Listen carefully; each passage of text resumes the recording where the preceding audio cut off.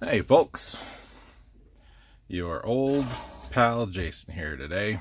I've got a guitar up on the healing bench. This is an old Yamaha Pacifica 112 that I've done a couple of modifications to. If you're familiar with these, you've probably caught on to that.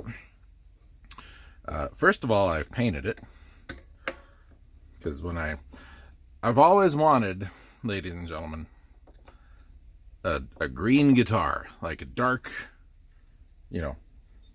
a verdant, foresty green guitar. Always wanted one.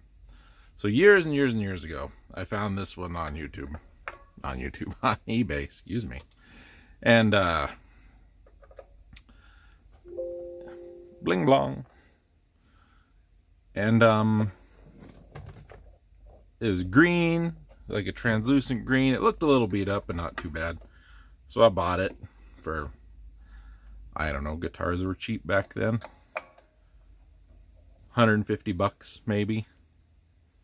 And it showed up and it was bad. It was so much worse than the pictures looked. And the green didn't look right, and it was just bad. So I stripped the thing down and just left it just the natural wood for a long time. And never really got around to doing much with it after that. Just kind of left it as is. And then got around to getting it painted, and I ordered this new pick guard, and a guy I play in a band with owns a multinational industrial food agriculture equipment processing and manufacturing business, and they had just got a water jet, and I said, can you cut this on a water jet? And he's like, yeah, sure, no problem. So I took it over, the old one and the new one, and traced it, and I said, leave the neck pickup, leave the bridge pickup, don't put a hole in where the middle one goes. I don't want that. I want to do something different. Okay, we'll do it. Excuse me a moment. I forgot to do something. Okay. So,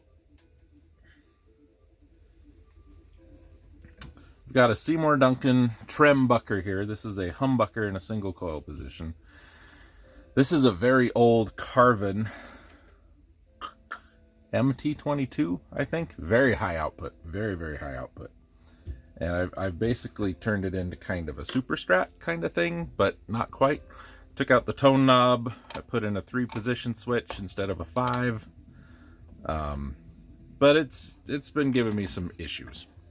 So we're going to take it apart.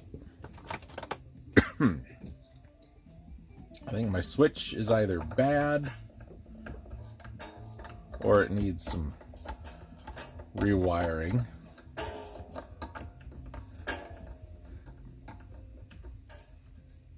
And I think my volume is also bad. I haven't done anything with this in a long time. It's been living in a case, and it's probably been in the case not getting played because of these problems, and I just haven't had time to fix it. So we got time to fix it now. Hopefully. Okay. It's a little bit of a mess. So we're going to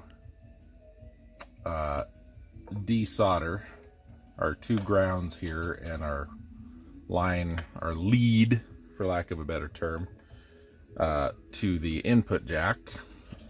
And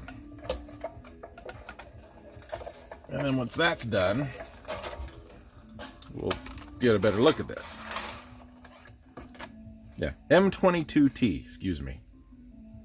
Not an MT22, M22T. I don't even know if you can get those anymore. Carvin's not really a thing anymore. It's called Diesel, Diesel, something. I don't remember. I don't know how to pronounce it. I always wanted a Carvin guitar. And I'd always spend some time, doing their fancy schmancy guitar builder and come up with something. Oh, this will be perfect. It's only $87,000. Was making $8 an hour and thankful to get 40 hours a week back then. I was thankful to make $8. Minimum wage had only been $7.25 for like 3 years at that point. And now minimum wage is $7.25. So I have a couple other switches. That's a 5.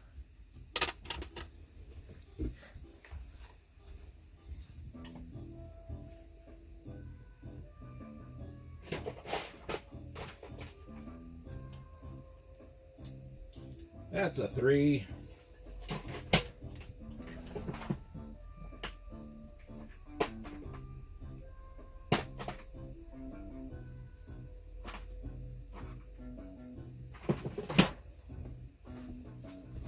Now, if I wanted to be really fancy with this, I'd take that volume out and I'd put a coil tap in it, a split, and then I could turn this into a single coil. I don't want to do that. Mostly because I don't remember how to do that. Okay. Iron is hot. Let's get this off of here. Woo.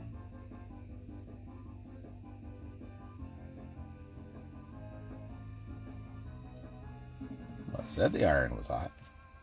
Green light's on.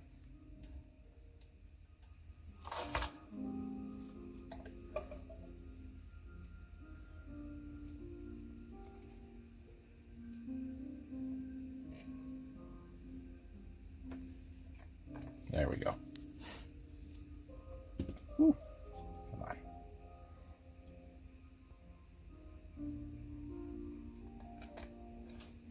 Okay.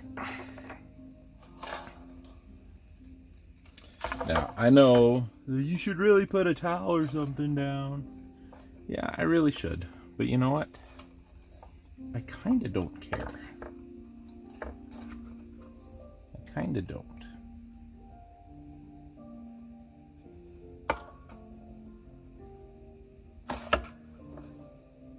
That'll work. Okay. Let's go throw this in a stand. Put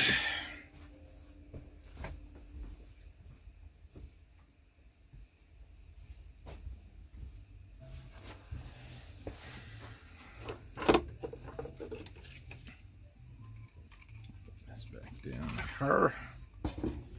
There's our new switch. It's a 3-way. 2 new potentials for a volume. Well, one of them's older, but been used. Is that a 5? That's a 5. That's a 5. What's this? It's a 250. Here, I'm going to zoom you down a little bit. Whoop, this is a great idea. So, some of these, this has the frequency on it right there. It's a 250. This one's stamped on the back. It's a 5. This is a 5. And generally, what that means is, think in terms of like high pass, low pass. The higher number is going to be a little brighter sounding. 5s is normally what you'll find in Telecasters, Stratocasters, things with casters, toolboxes, stuff like that. And your 250s, usually a little darker, not quite as bright. You find these in your humbuckery kind of guitars. So I've got a 5 in here now, and I think I had a 5 in here specifically because I wanted this to be kind of a weird bridge thing, but we're going to undo that. So let's unhook our cables here. That one off of there. I really should just cut those down. That's a lot of slack. It's always a good idea to have slack, but I'm never going to put these in anything else, so. Man. That's on there tight. There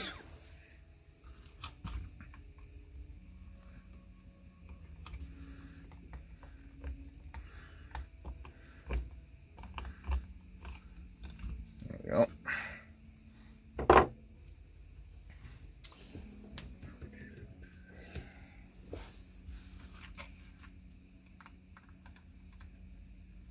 I was playing this guitar quite a bit at one point. I had a buddy. Well, still have a buddy, but we don't play music much anymore. Things happen. No, he just got a job that's a little more demanding, and mine's a little more demanding, and the guy who was drumming for us and our bass player kind of split, so we just kind of said, we'll pack it up. Man, that's on there tight too. Why is that on there so tight?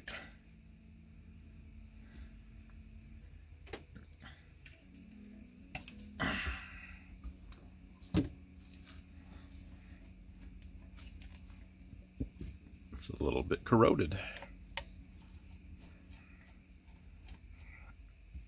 So I don't usually use this style of switch, and I'll show you what I mean when we get this open.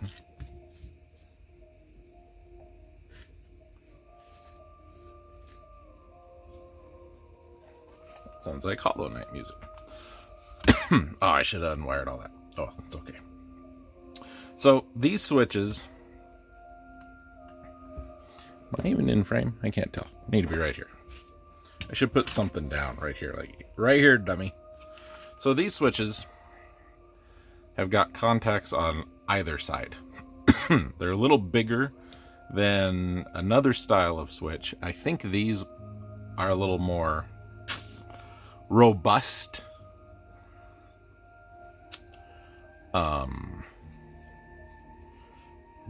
But I can't look at these and say, okay, yeah, this is how this goes, this is how that goes.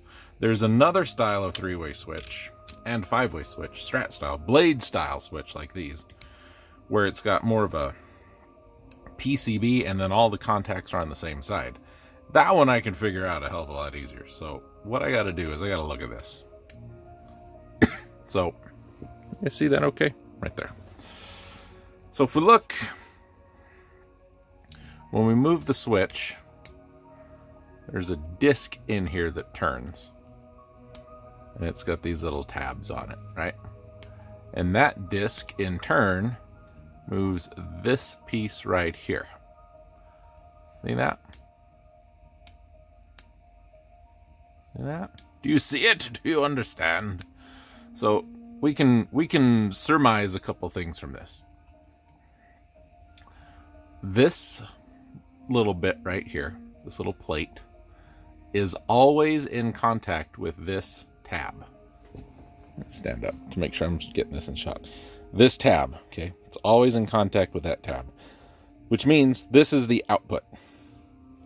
So if we have it in this way, we'll imagine it's in the guitar, and that switch is going that way.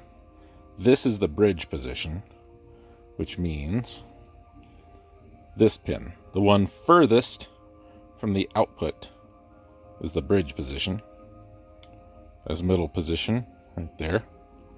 That's neck position, the one nearest the output, because if it's in this way, it's facing this way. But if we put it in backwards, we have this side of the switch, sorry, and it's the one farthest from the output, because these, it's mirrored, it's flipped. So I want to go this way. I want nearest the output to be the bridge. So I'm going to mount this in the pick guard this way first. So we're not using this one anymore. We want bridge to be nearest the output, which means bridge, or neck nearest the output, excuse me. So we want it that way.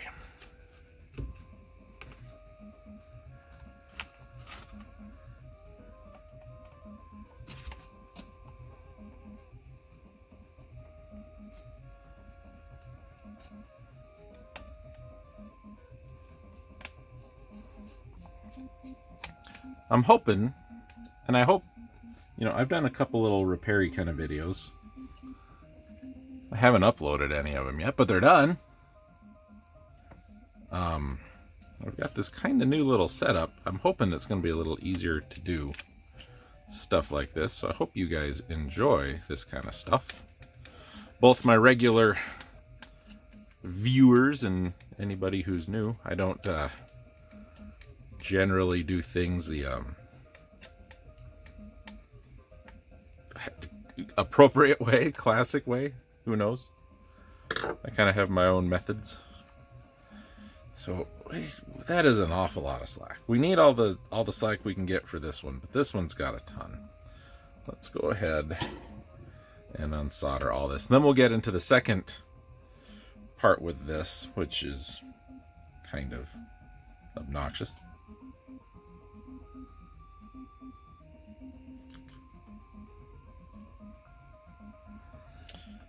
Which we'll have to do some research for. I mean, I could look at these and say, oh yeah, that's totally that. That's totally that. But I don't know if this is correct. So I have seen diagrams in the past, and I don't know if this is correct, where you need to like bridge a bunch of these and jump them, and I don't know. Honestly, I don't even care if I've got the third position. I could use that as a mute, but I don't know that I want to do that. So we have our grounds coming together here. And the way these pickups work,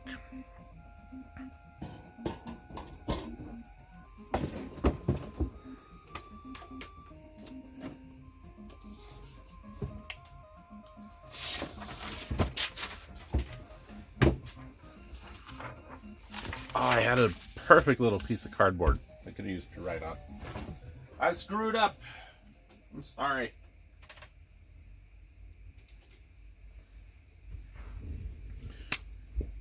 Good. We're good. We're going full Big Clive right now. So a humbucker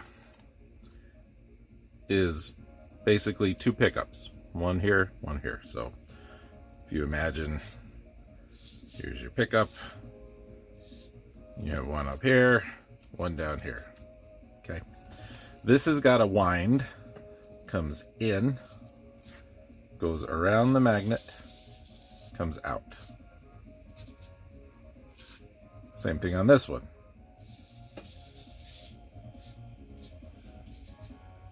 Now, I don't know if that's, totally correct. Then you've got a ground. And then somewhere in here comes off another one, and that is your signal. So to make it a humbucker, you have to close these two together, because you could wire this one half. So I could have, for example, I could wire this to the neck position, I could wire this half to the middle position, and this half to the end position. That if I wanted to get real fancy with that, I'd put that 5-way switch in here and do all that sorts of stuff with it. But I don't want to do that. I want this one, this. So what you have to do is you have to take two of these and you tie them together. That's what this is. Because that in from one, out, in from one, out. It's kind of how that works.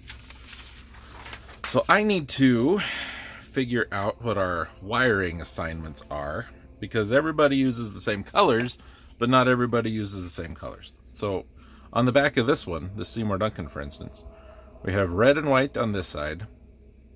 We have ground, black, and green on this side. And if you look, God, I wish I could see what you see. If I could see with your eyes. We have a start and a finish. So it starts here, loop, loop, loop, loop, loop, finish. And then those end up down here off of these, and then comes into this mess over here. So give me a second. I'm going to look up wiring assignments for both of these, and then I'll write them down here and I'll be back with you. Okay, we're back. Took a little longer than I anticipated. So our trembucker here, black is our hot, that is our output. Red and white get tied together. Green and bare go to ground. So we got red and white tied together, got a black, green, and bare. Now on our M22, red is our hot. Green and white get tied together. Black and bare are ground. So these are good. These are all right. So we're going to use this 250K. It's a little mini potentiometer. I have an extra washer in there.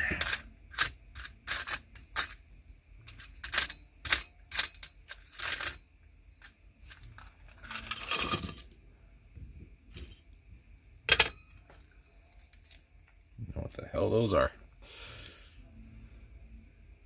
Might need that. What those wood screws are doing in there. Don't know what those are doing in there. Those washers are too big. That's a strap button. Those must go to those.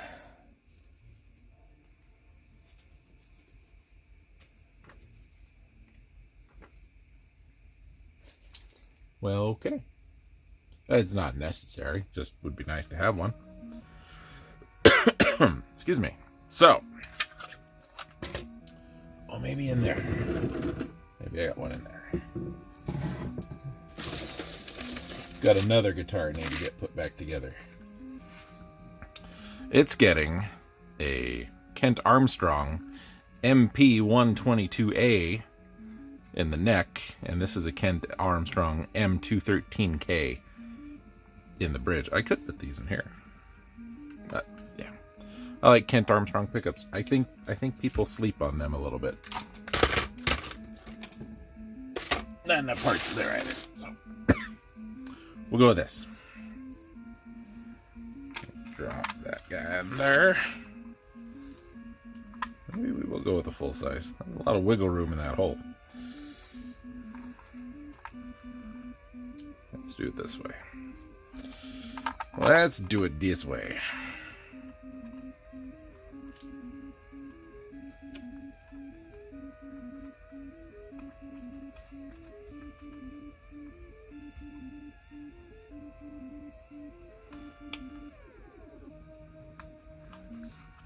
Is that about how I want it oriented?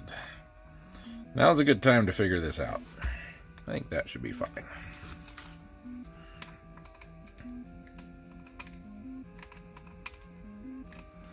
Doesn't need to be tight. Just needs to be solid. Oh no, my sticker came off. How will I ever remember what this is? I've never forgotten for some reason. Birthdays, faces, addresses, names, my birthday. Can't remember. That pickup, I'll never forget it. Never forget it, man. Okay. So we need to be able to solder to the back of this. So we want to scuff that up.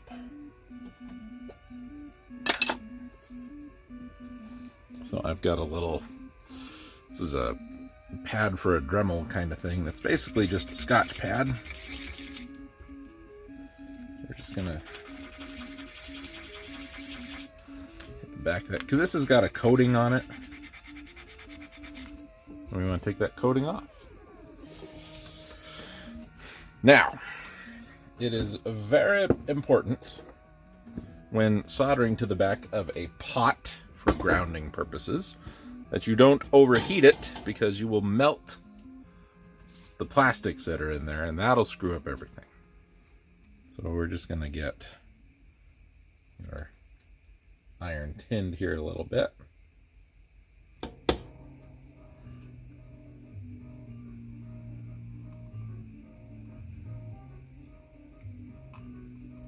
Okay. That's good. That's good, yeah. Sure enough is.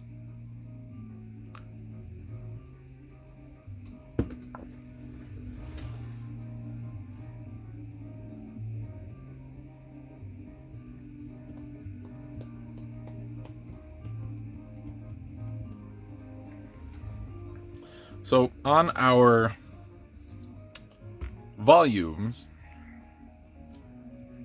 the way these work is it's a resistor, basically. It's a variable resistor. And as you turn it up, i.e.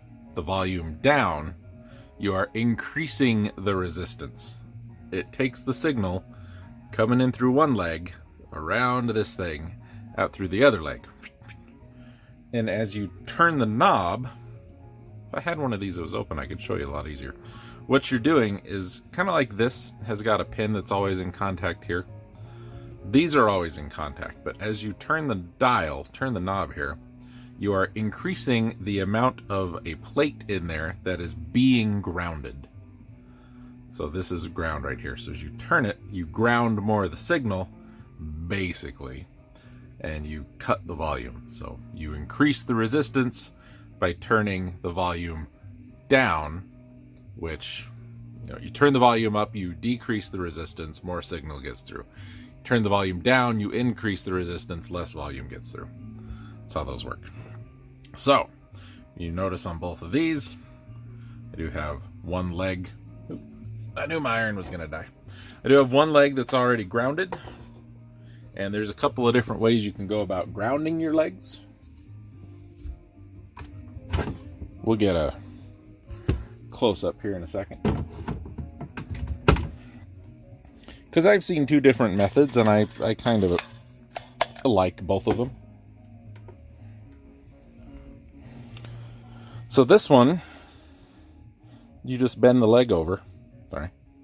You just bend the leg over, and you put a little crimp in it, a little fold, and you just ground it right to the side there like that. The other method I've seen done,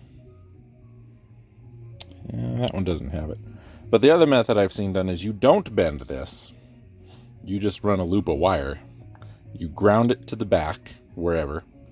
You run a little loop of wire through the leg, and you ground it. So there's a little piece of wire right there, which is fine. Either one is great. They both do the job. I feel like this is a more mechanical and thus a more reliable thing than having a piece of wire in between. So that's why I do it that way. So this one goes this way. So we're going to take this pin, this leg, and we'll ground it. So I'm going to grab, I don't think we need any of these anymore.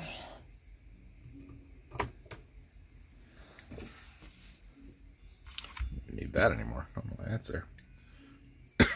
So we're going to gently just give that a tug. Try and free it from this little notch down here in the PCB material that it sits in. Yeah, there.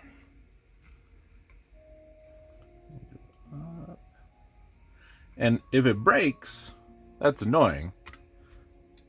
But we can just solder a bit of wire. It doesn't have to be the end of this pin. It can be on that. There's a little pad right there. We can just solder it right there. Just want to wiggle it. Okay, we're free. Perfect. Bend it back. Grab and squeeze. Sorry, my hand's probably in the way the whole time. There, just like that. And I like to do things like this. Like, I don't do all the soldering on the back of the pot at the same time because I want to give it time to cool down. So we do a little bit, do something else, do a little bit, do something else. So now, get some fresh tin on there. We're just going to go right into here. Just like that. Now, because this is grounded, we can attach our ground wires here or here. We can attach it anywhere on this pot. Doesn't matter. It's going to be ground no matter what. So this is our ground, as we recall. Black was our hot from our neck pickup. And if we come back to this, We're still in neck position, which means we look on the back of this for the pin that's got the connector on it, which is this one. So we're going to solder to that one.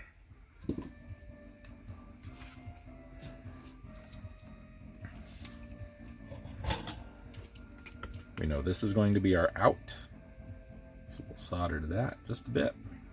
This is an in, solder onto this just a bit. This is going to be an in, this farthest forward one from where we're at now. So we'll slap some solder on that. Okay. And then a little bit on this one.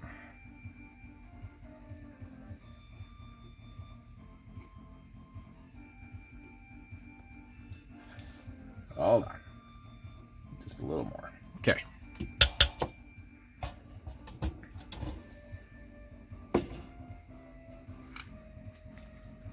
Now what I could do, if I wanted to get real fancy with this, is I could like tie these together. But I don't think we've got, we might have room.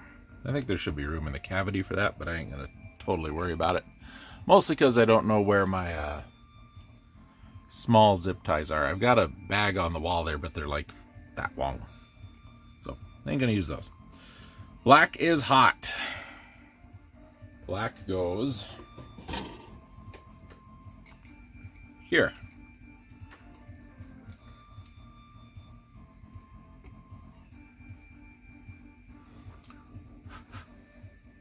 Red is hot. Red goes here.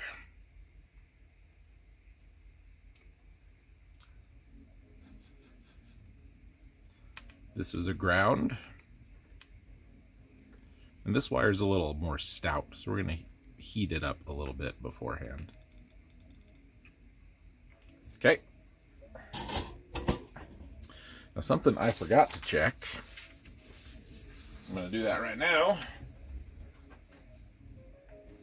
While I'm over here.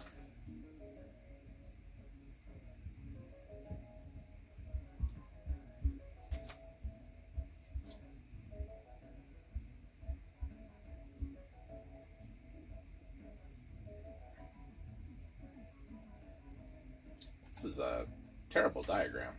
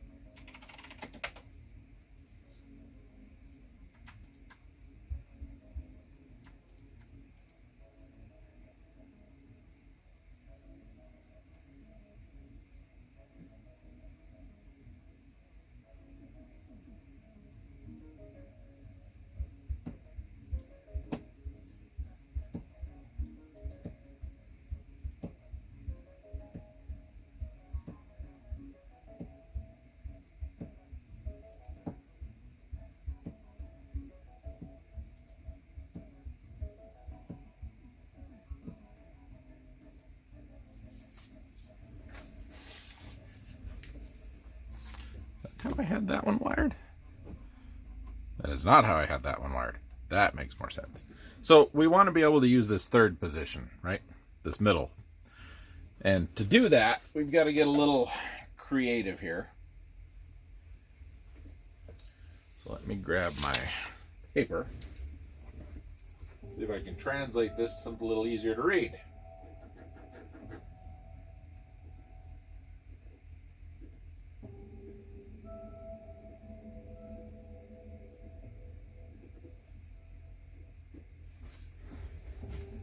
And make sure I'm oriented in the proper way.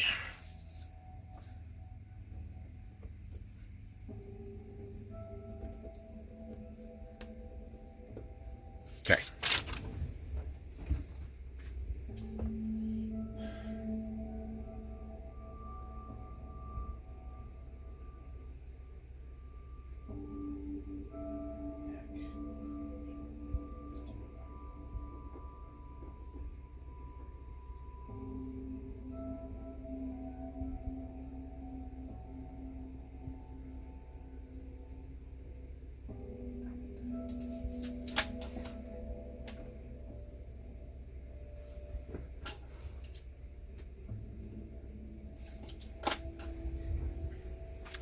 I think I see what was wrong with this switch. I think I wired this one wrong.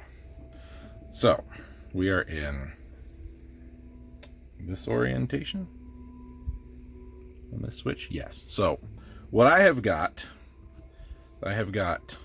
our bridge here and our neck here, and this is an output.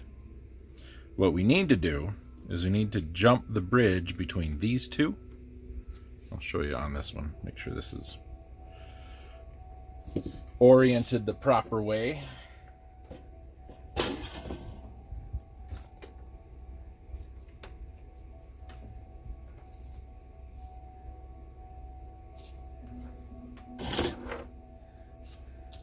So if this is my switch and this is the way it's sitting, it would be sitting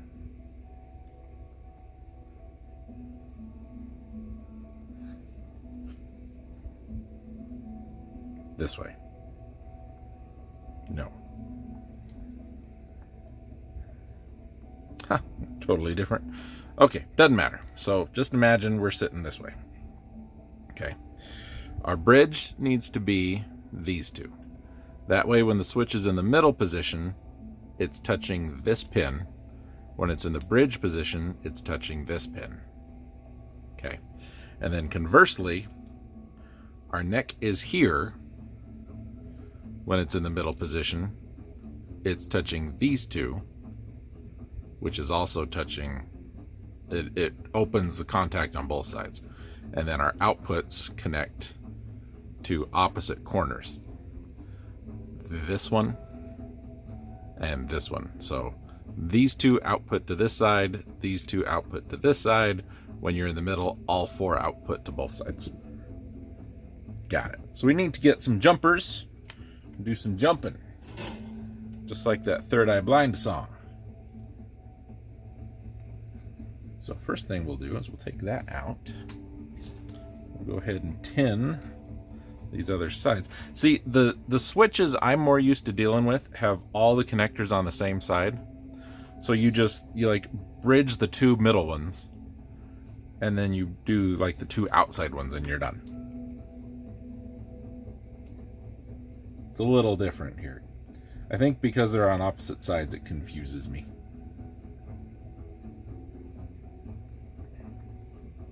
I think that's what it is. I think I'm just easily confused.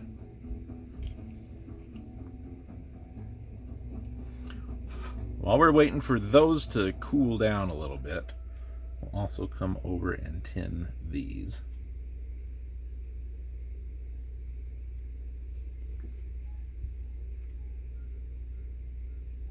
You don't want to overdo it because of the way those are oriented. A lot of that solder can just fall down. You want to have a little bit in the hole so you got something to grab a hold of. So we need to do some jumping. So we're going to jump red with red. We're going to jump black with black. We've already got a little piece of white there. Let's zoom in on this a little bit. Hopefully I won't forget. So we don't need a lot.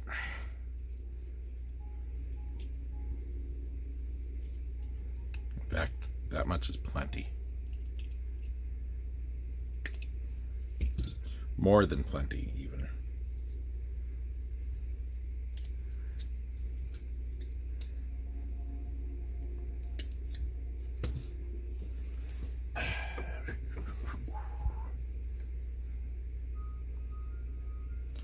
So we're just going to strip off one end of this. We don't need much.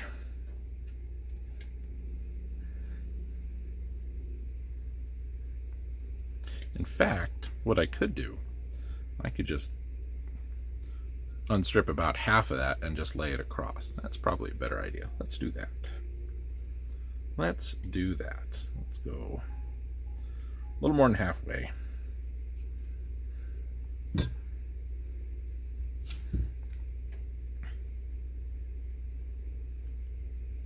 There. That's even enough to do both. Problem is, it's going to be very damn hot. So we're going to hold it with our needle nose here. We just go to the very end. into the hole that we filled with solder. Give it a second. Fold it over. On the next one.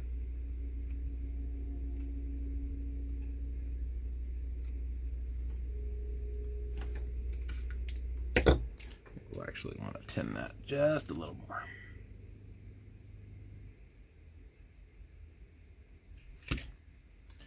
Perfect. Whew.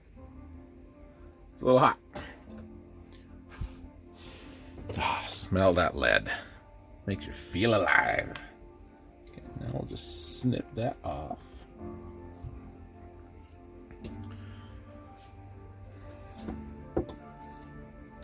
So we go opposite sides for the other pickup. It doesn't matter really which one we put this on. We'll put it on here just for, we'll go there. This is less of a stretch.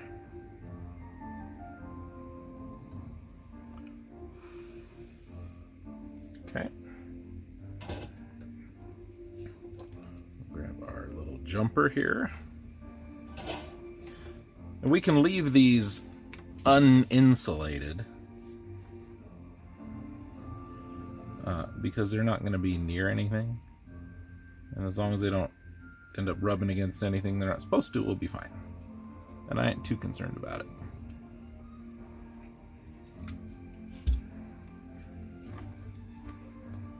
This must be death's door music because it's really good.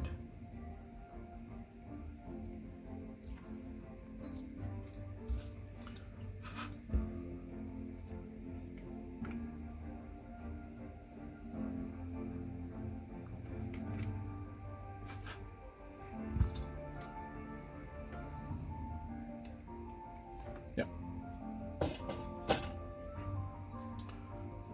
Snitch in there, and we'll snip that off.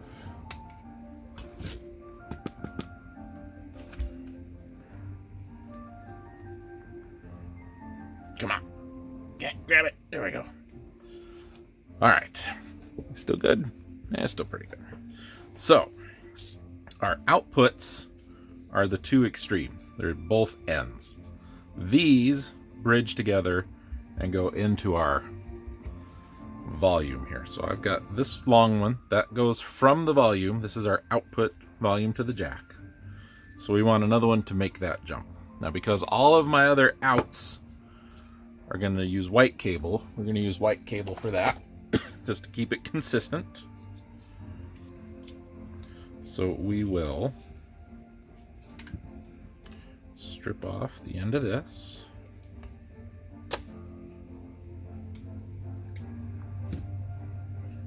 Good. Good. Give this a little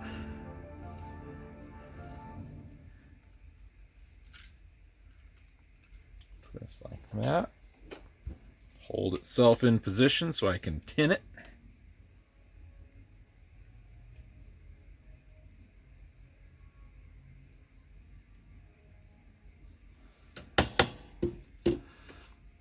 Now it needs to go that way. So if we go across this way, we'll angle back that way. If we go across this way, we'll angle back that way. I want to start here and go that way. So that's the way we're going to go. It'll make sense when you see it.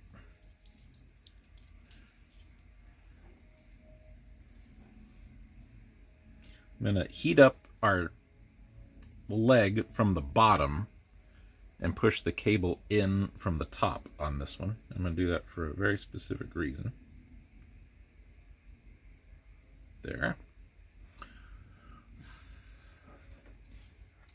Because I want to bend this over to grab that other leg.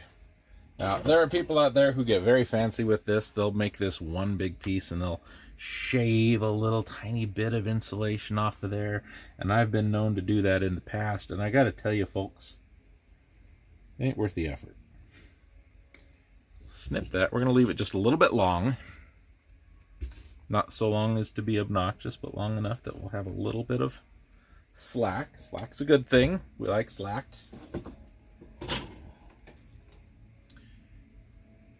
Get some solder her started on that. I really should have waited. Oh well, it's fine. We'll kind of do the same thing here. I'm going to turn this because I want to get, same thing, I want to get at this leg from the bottom.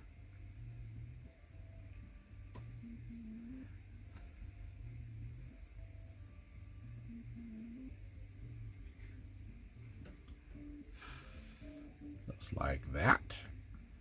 Now, it does not matter which one of these outputs we come out from. Doesn't matter. They're both out all the time. So this one is a little closer, but it's a little harder to grab a hold of because of all that other wire there. Wake up, computer. I might need to change the music. So we're going to come off of this one. And we need to go to this outer leg. You think about it, where those other ones go. So we're sitting in the guitar like this, right? In, around, out. Middle is the out. In guitars anyway. Whether if this is, you know, industrial light and magic variable speed resistors for a Bridgerton wood lathe thing, but I don't know. That's big stuff. That can kill you. I know. I died once. I didn't die once. I've worked in an industrial setting once or twice. And you know, it's not for me. Because I am the guy. I am the guy who's like, he somehow drowned in the water fountain. He was doing the eye wash station, but he was standing in the sink. We don't know. Just, we need to fire him.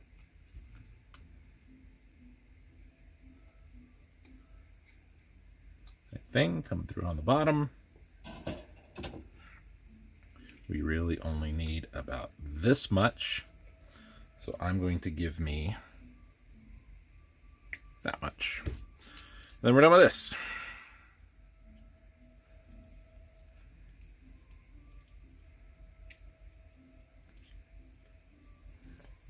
And we should be done with all of those. Excuse me. Let's go ahead and give me just the littlest bit, 1/8 inch or so.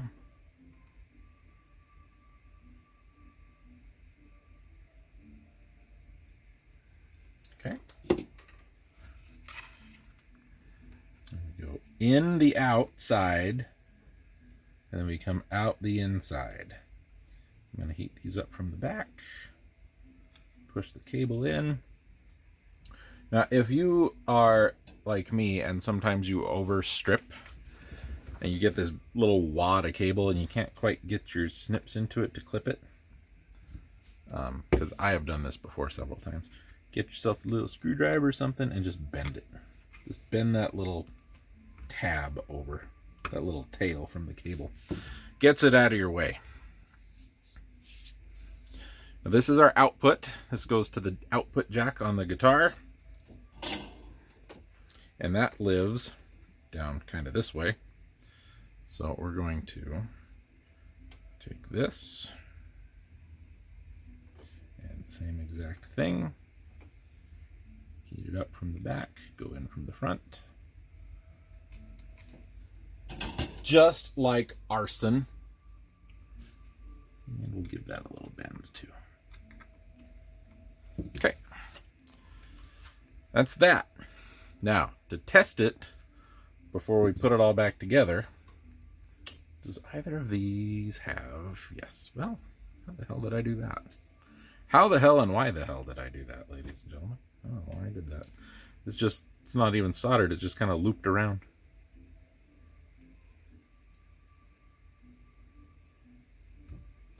What the hell was I thinking there? I'm sure it was a good idea at the time. And I probably said at the time, that's a problem for future me. Okay. Now, talking to output jacks, input jacks, whatever. It's really an output. Your guitar cable plugs into your jack. Yeah. You know what I should have done? That probably would have helped. So you can see where your tip touches this clip, your sleeve does not. So if you need to know which leg connects to what, that might be a little better. Yeah. So this tip hits this clip, which you follow down, comes down this way. And since this one, let's zoom in on that. There we go. Well, we had it for a second. Anyway, that one there on top, right here, connects to this little plate. So this one must connect to this one, which means this one is your tip. That's your out, that's your ground. So we're going to,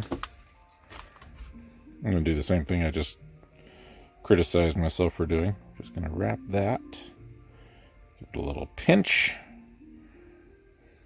So we'll get another bit of cable. We'll make a ground out of it. It doesn't really have to be a solid ground at this point. Zoom back out. I'll get better. The more I do this, I'll get better at it. So let's go about that much. That should be plenty. Hopefully a little more than plenty. We'll strip a little bit of that off. We'll go through the other leg on our output here. Give that a wrap. Give it a squeeze so it makes solid contact. Oh, our solder joint came unsoldered. Don't want that. Looked okay, but I also can't see shit, so.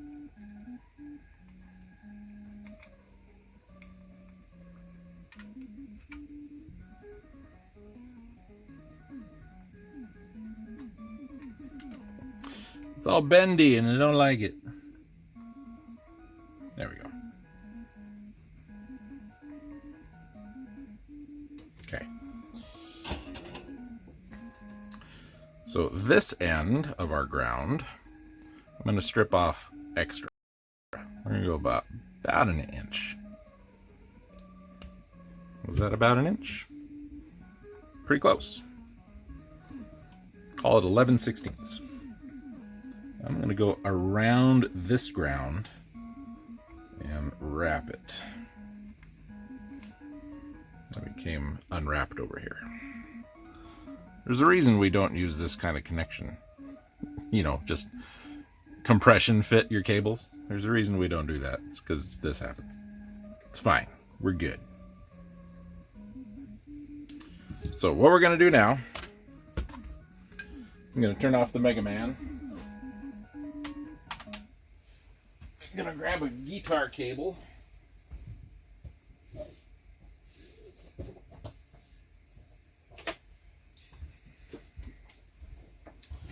Return to the blue one we saw in the other episode. We'll go plug this into the amp.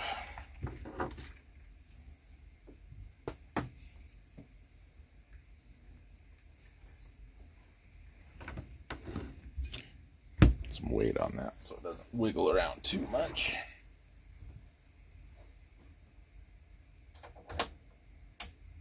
Amp is on. Not too obnoxious a setting.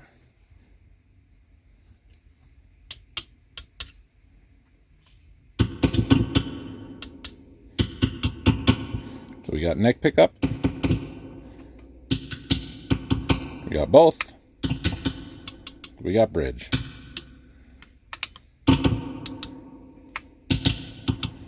Perfect. We'll throw it back in the guitar.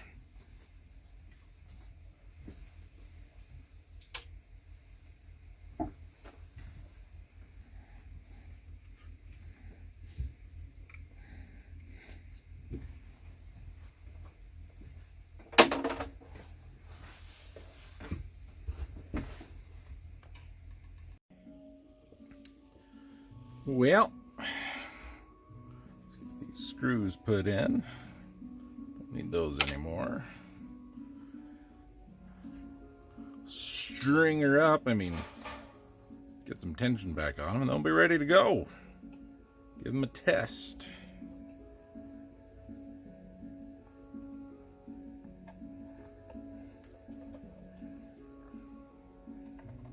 I think this will be much faster.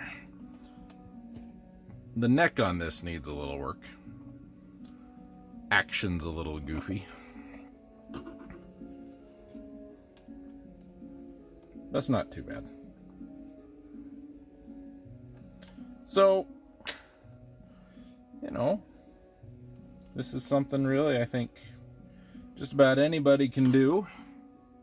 You don't have to have any special skills or anything.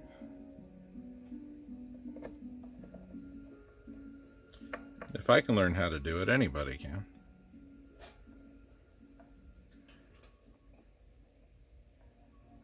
And I hope, if you have watched this, to learn a little bit, that you learned a little bit. I know I'm not the greatest teacher, and I don't have the best filming setup and all of that.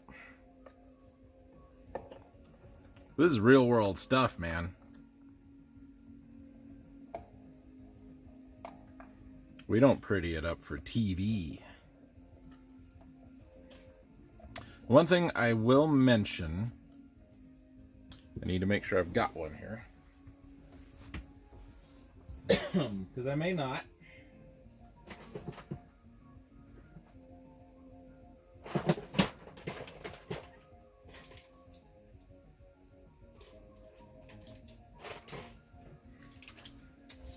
Doesn't quite look like it. So the switch we took out, the diameter of that blade is smaller than that of the one we put in.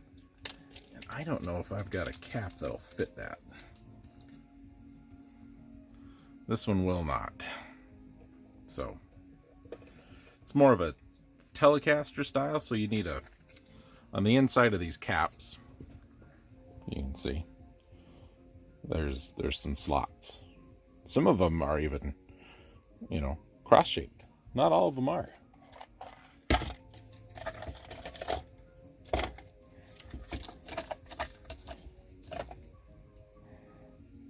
And the one we removed is not. It's just got a single notch. So there's a couple things you can do. They're not. I've seen some strange things.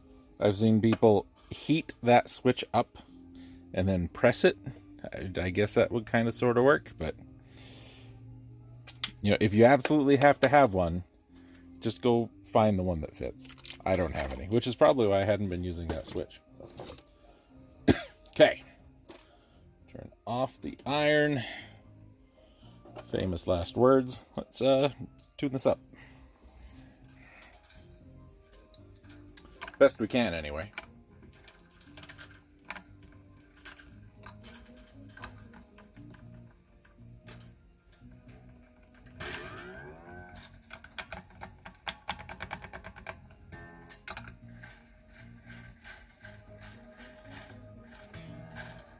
Whoop. There we go. One of those should be tight. It's not tight. Why ain't it tight? Because it's not where it's supposed to be.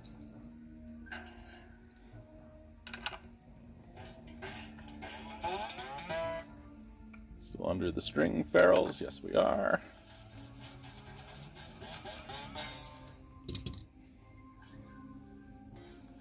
Make sure these are all sitting where they're supposed to sit.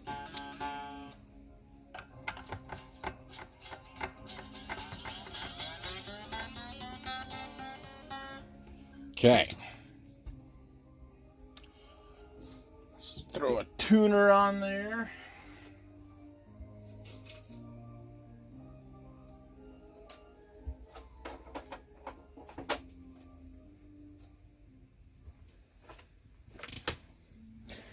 Got my cable handy.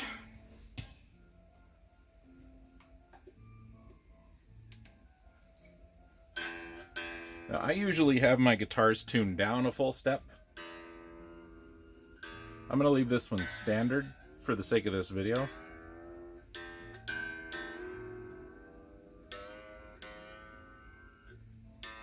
And I have mine tuned down a full step because that's where I need him to sing.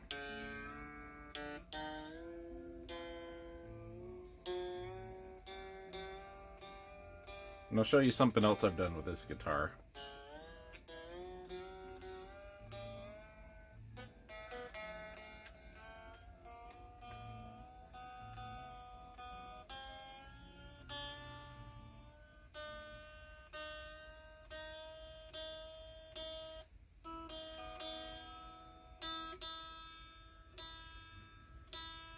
Come on.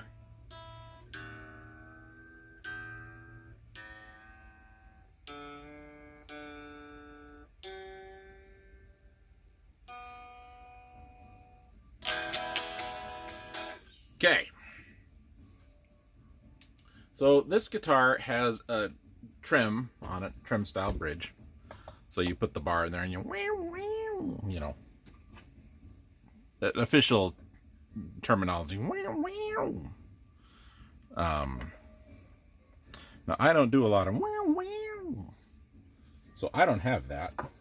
In fact, I have made this almost a fixed bridge, and wow, just looking at it, that thing needs some attention.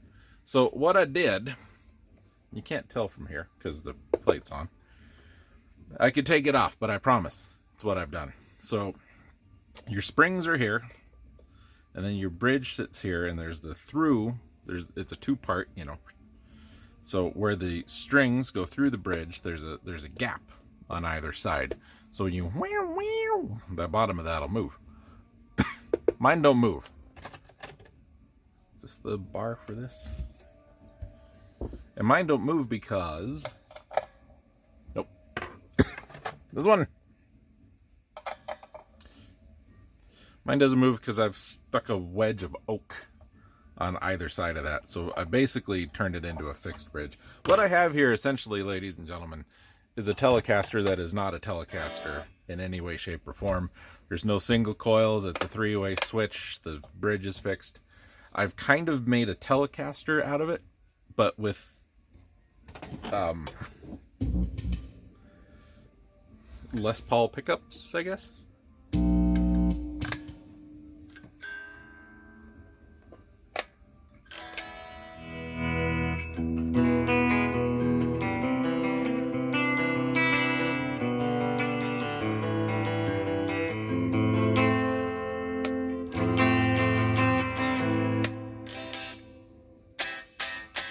Uh-oh. I think our neck came undone.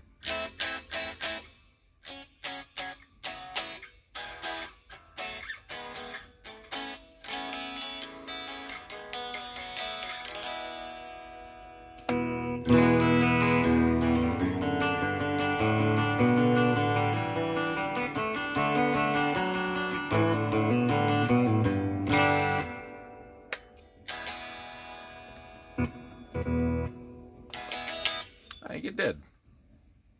Well, that does tend to happen sometimes.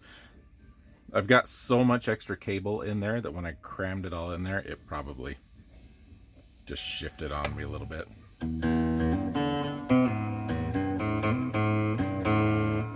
It's an annoying fix, but it's not a hard fix.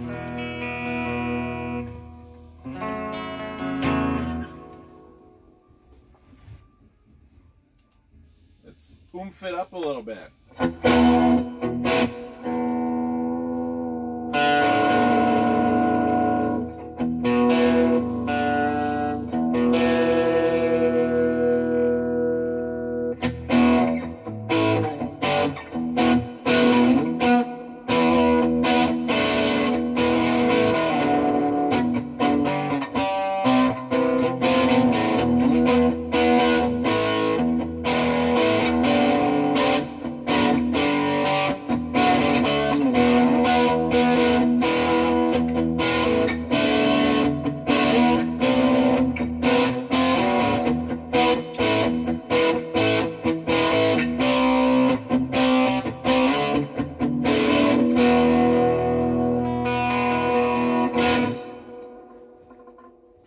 all sounds okay.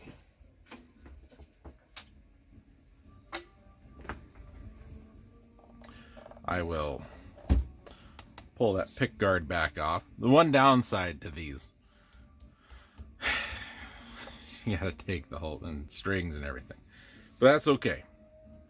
We'll work on it. How's that neck look? British archers would be proud of a bow like that. They would. Oh man. So that truss rod needs a little bit of a tighten. And then I'll address the intonation down here, because that looks, just looking at it, that don't look right. So that's it. Like, comment, and subscribe. Hell, I don't know. Do whatever you want. Hey, we're back.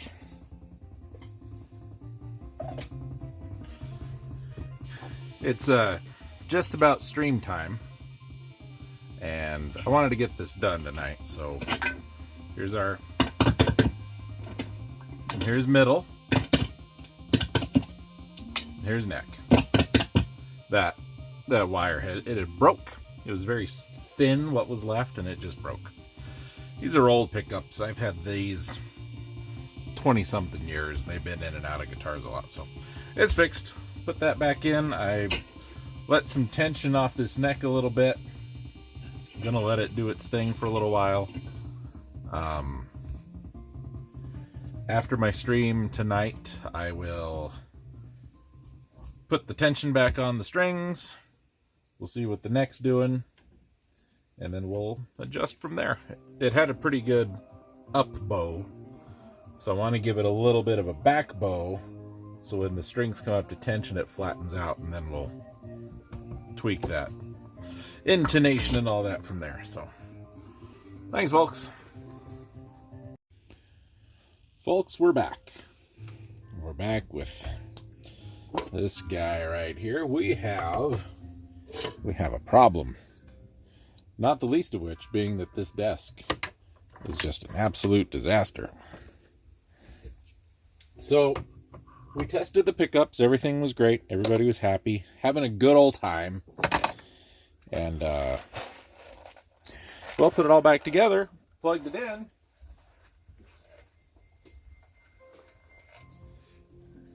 This neck pickup's still not quite acting right. So what I was getting is, these were good. These were not. So, pardon me as I straighten up a little bit. As I'm over here working on the thing, I take the pickup out and I disconnect it. I put it all back in for some stupid reason. I think it was just going through the motions. I put it all back together.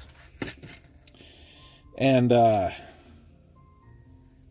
while I had it out, what I noticed was the leads coming out of the pickup itself not doing the job. So, started poking around and testing some stuff, and I think, ladies and gentlemen, I think our problem is, and we talked about how these work. This is basically a humbucker like this in a single coil slot. I think this wind is okay. I think there's a break in this one. And I think it's where it leaves the back of that pickup. So, that is not something that I have the tools to repair. I mean, I could do it, but there's thousands of winds. I have to take the whole thing apart and wind it by hand. And it's just, we're not going to do that. So, I bought a replacement. Did not go with a Duncan. Didn't go with a DiMarzio. Didn't go with a Carvin. I went with a Kent Armstrong. I have used Kent Armstrong pickups before. In fact, we talked about them. I've got some right over here. I really like Kent Armstrong pickups. I think they're great.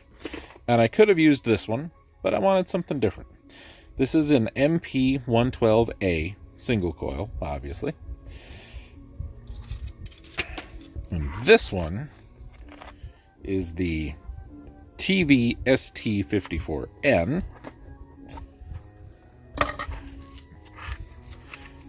Didn't particularly want it in white, but that's what it came as, so that's what I got.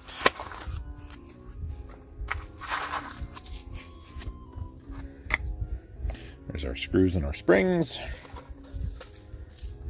Like I said, I've used Kent Armstrong pickups several times, and I really like them. And they're affordable. To replace this one was about $119. This was $60. Now, is this half the pickup? Technically, yes, because this is a single coil and this is a humbucker. But is it a bad pickup? Not at all. I've really liked Kent Armstrong pickups, which is why I don't have a problem recommending them to people or using them myself. So we're going to take the strings off. We're going to unhook this again. I don't know why I put it back. I guess I was hoping that it would straighten up, but it did not. So we'll get that wired in, and I think it'll be just fine. It's not going to be, you know, really what I wanted this guitar to be, but I think I'm going to enjoy it.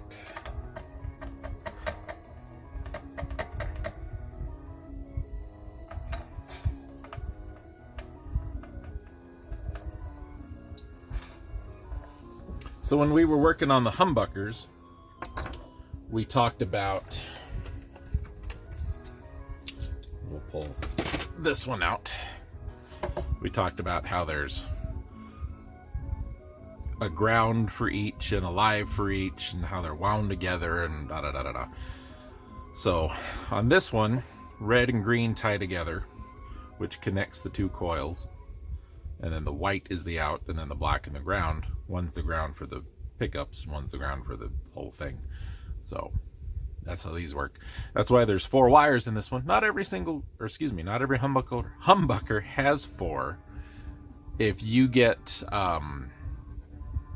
more vintage styles, they usually only have 3. But a single coil only has 2. One is the ground and one is the output. Oh, and I was gonna get a couple of these screw holes are starting to strip a little bit, and I was gonna get some doweling to fix it, and I did not.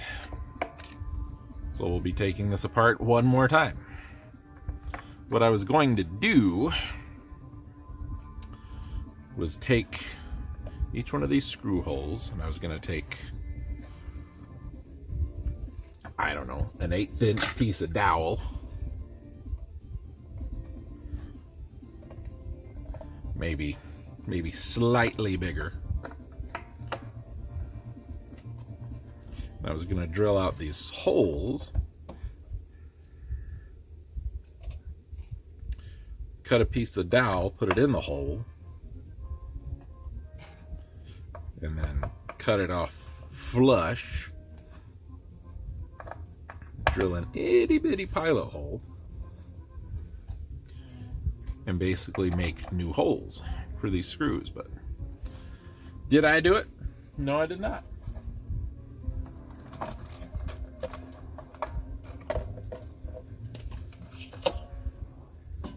Okay. So that is this guy, which is right there. So we need to do that, undo that.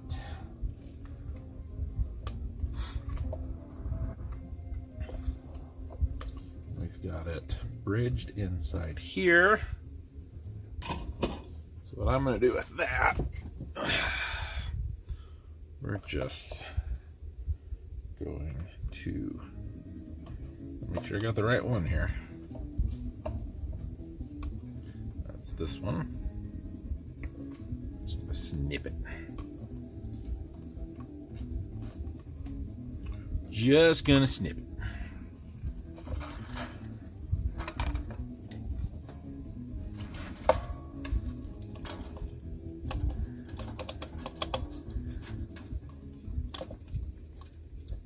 Screws in there just the tiniest bit crooked.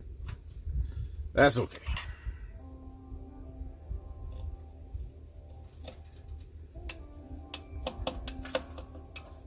This lets us talk about pickup height adjustment and things like that a little bit.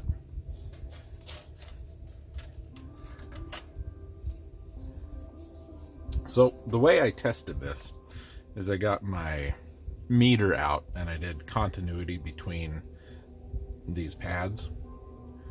And I don't remember which one it was, but I was good across the start and finish of one, but not the other. So, this pickup has a cover on it. Should you want to go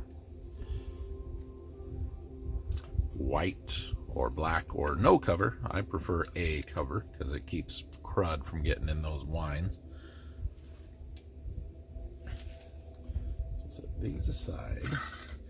These are the screws and the springs we need with this pickup. Just gonna slide into place like that. Screw goes in the top. The spring goes between the pick guard and the pickup cover. And there's no real right or wrong way to do this. I mean, the springs are tapered. They're wider on one side. It just depends on what you like, how it makes you feel. These are twisted together, something horrible. There we go.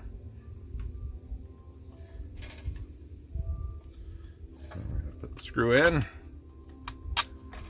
put the spring on, wide side to the bottom, because that, just in terms of the physics, makes more sense to me. So, just get it started in the pickup body itself, just a couple of threads to hold it in place.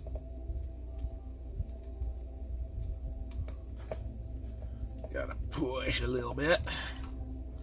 Didn't push enough.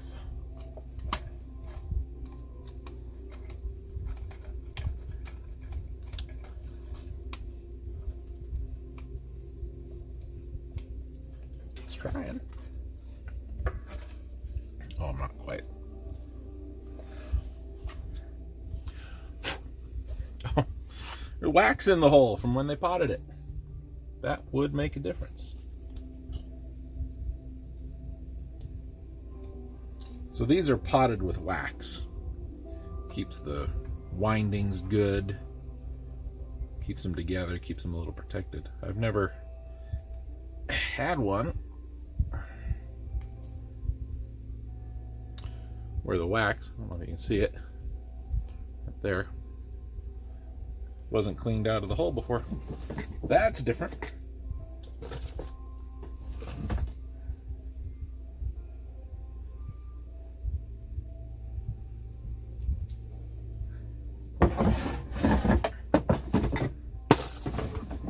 Okay.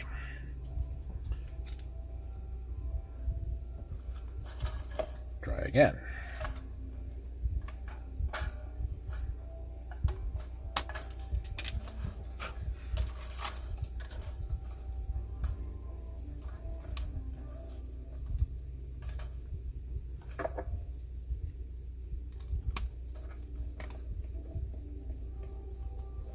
There we go.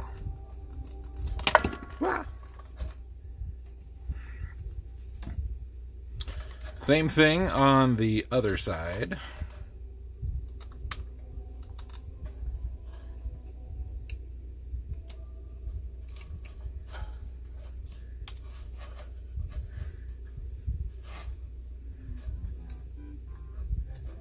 That's Mario 2 music. I don't know if you guys can hear it.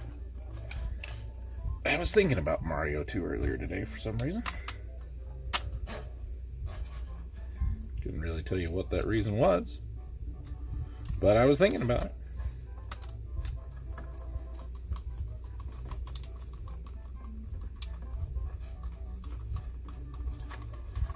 Okay. Let's see if we can give this a little rock, because it's not quite straight.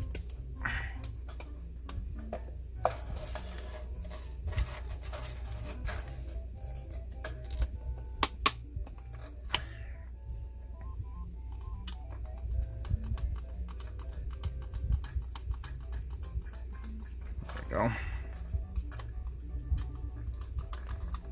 Hole on this may be a little tight. Just a little. Okay. Flip it back over. Now that is a lot of lead to go that little bit. But I'm going to keep it because this is that nice cloth covered stuff. And I have found if you trim it without remelting that, there's a little bit of wax on that, it just becomes a mess. So iron, tin it a little bit. So black is ground, we know that. So that can just go right back on the back of this pickup. Or excuse me, this pot. Probably tin that a little bit too, just to be sure.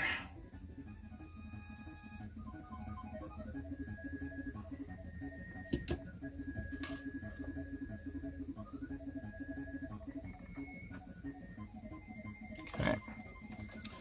Now we put the white one where the hot was from the other pickup. So we'll tin that too.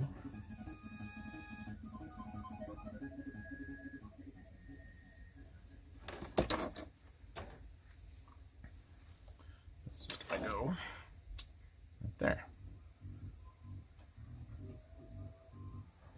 Okay. Now I did see that this came undone. This is our ground from the output jack and the bridge.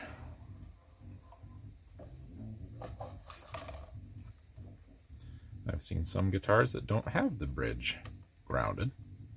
I don't know why. You can't overground, ladies and gentlemen.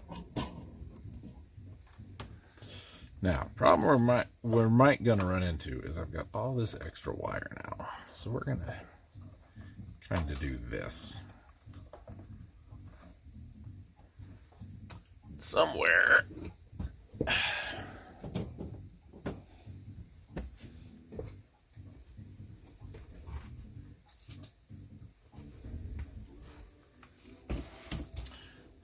I love earthbound music.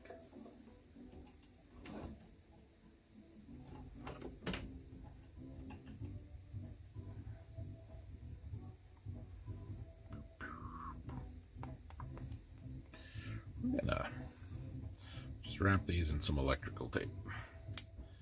I'm cutting it instead of tearing it because I want a clean edge here.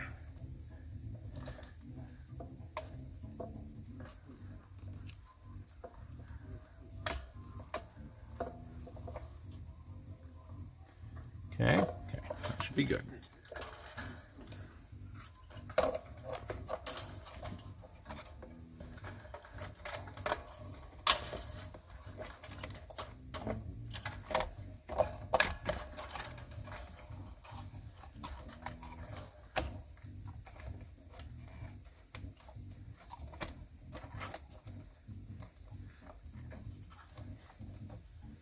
So now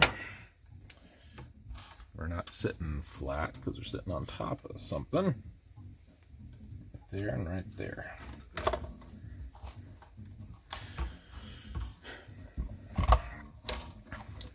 One thing I will say about Strats like this is I appreciate the modularity of them, but I appreciate the simplicity of putting together a single cut, you know, Gibson style, because you don't run into a lot of this mess because it's just there's just a hole that goes to a hole.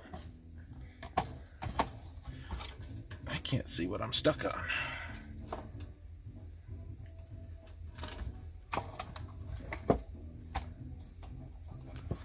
can't. I don't think it's that. Oh, it might be. Do I have it little?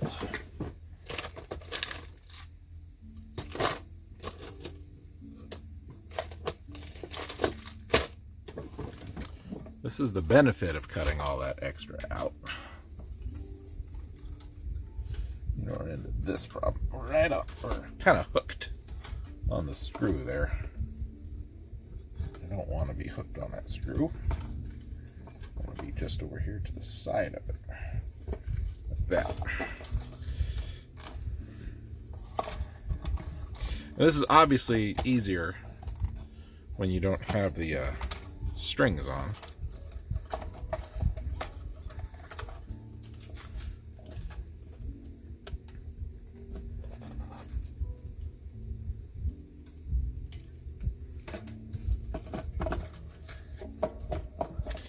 But I don't want to change the strings till I'm done.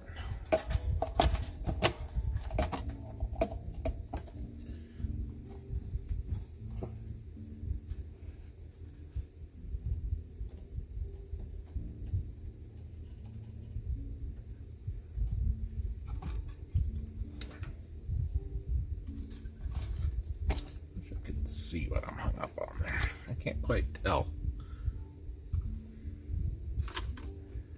It's not there. It's not down there. It's right there. It's right there.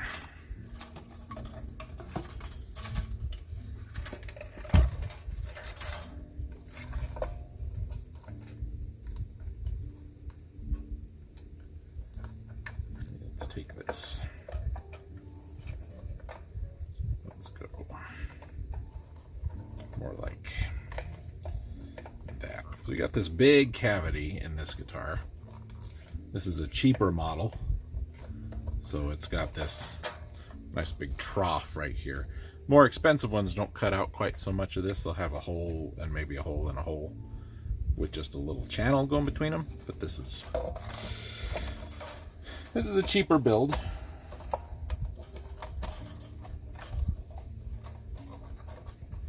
And I don't want to do what I think it wants me to do. It's right there. It's right there. It's right next to this screw.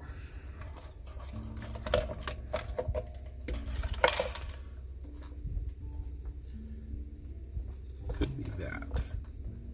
So let's see if we can pull that maybe back here a little more.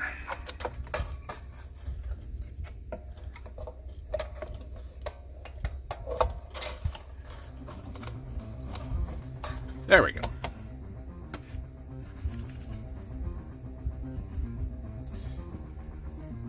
I'm just going to put in a couple of these.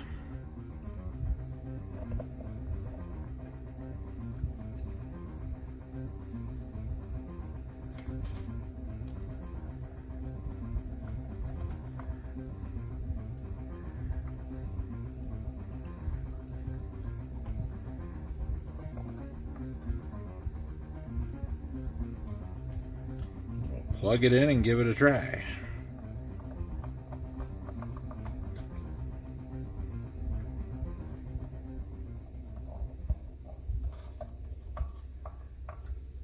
Still got a little bit of a bump right there.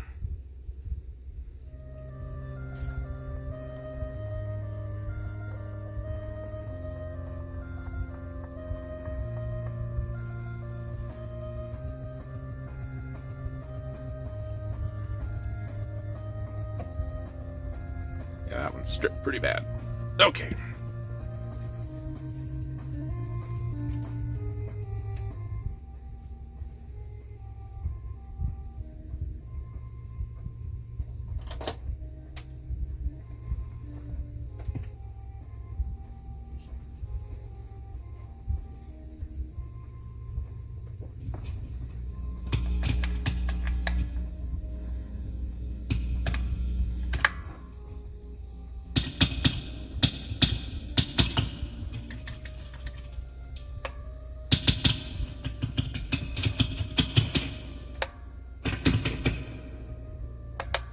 Okay, we got her. Let's get these strings tightened back up.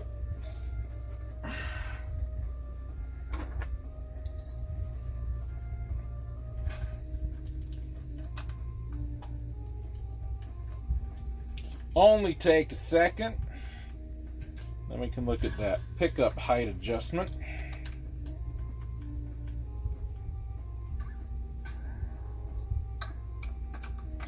Really want the guitar tuned before you do stuff like that.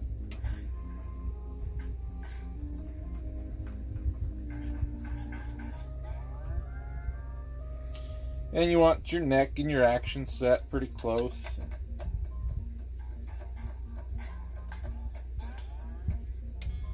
Because all of that, if you set your pickup height where you think you want it, and then you go messing with everything else, your pickup height's not going to be the same.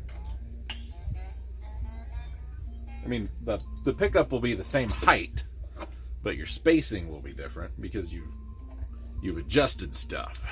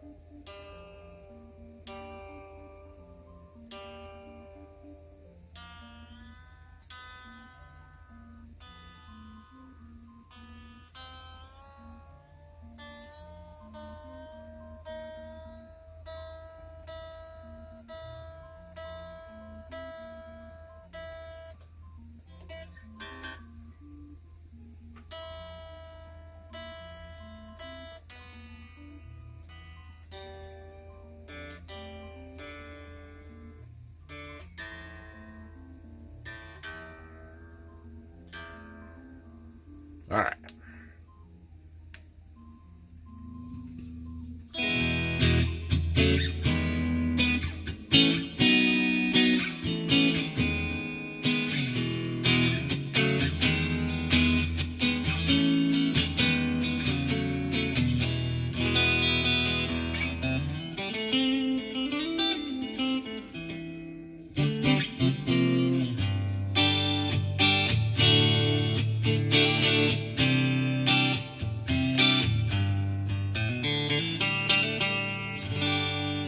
So that's just the neck. Here's the middle. And here's the bridge. You may notice the bridge is quite a bit louder. So we need to raise the neck pickup, because right now the neck pickup is so far away from the strings, it's not picking up. It's not picking up. So if I take my pick here and I set it on top, these are orange Tortex, so there's a turtle on them, you know. Oh no.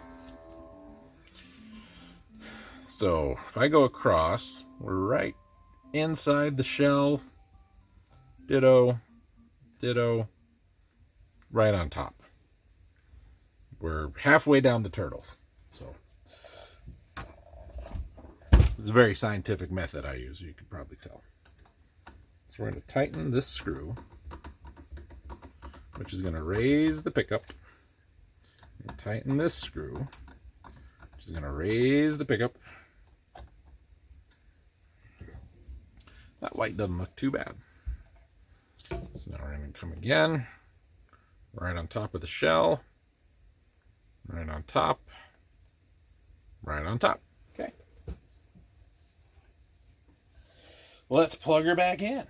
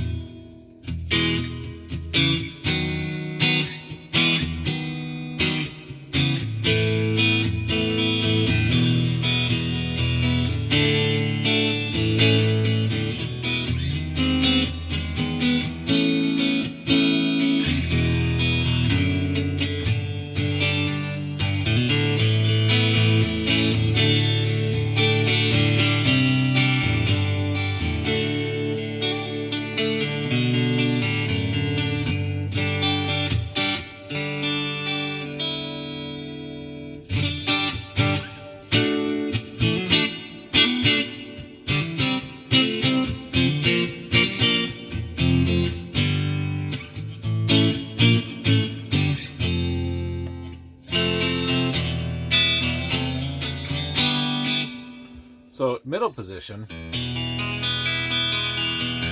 sounds out of phase to me.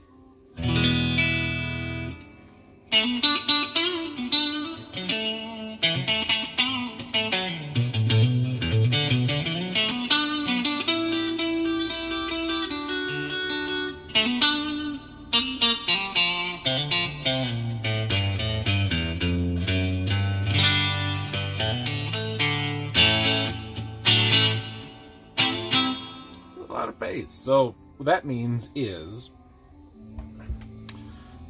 what this pickup is calling positive and negative is fine as long as it's this pickup. What this pickup is calling positive and negative is fine as long as it's this pickup. But when we swap them, this one might be saying positive negative while this one's saying positive negative. So they're inverting, canceling each other out a little bit.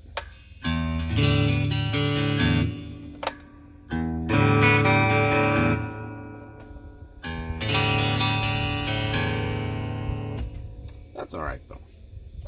It's working.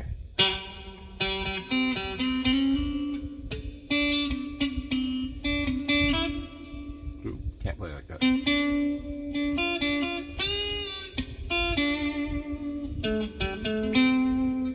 I think I'm not a dobro player. We'd be in trouble. So I did tighten that neck a little bit. It's still got a little bit of a forward bow. I don't know if I can get another crank on it. Probably not. I could drop the action. The string height's a little high. So let's look at doing that. Now, I don't have the fancy schmancy radius thing for this, which would really make all the difference in the world. But I don't have one, so we're not going to worry about it. So in each side of these saddles, there's a little grub screw, little adjustment. You tighten them or loosen them to raise the height of this pickup. It's going to do this kind of thing. Or excuse me, this saddle. It's going to do this kind of thing. You tighten the screws go down, it goes up, string goes up. Loosen the screws, screw goes out, saddle goes down, string goes down.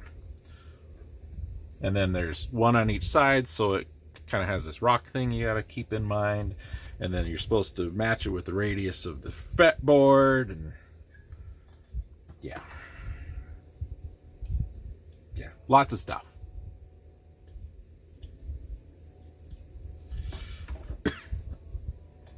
I do a lot of this by eye. I know people out there, oh my god, you can't do that. Well, I do that. Here we go. So what I like to do to start is I drop these all the way.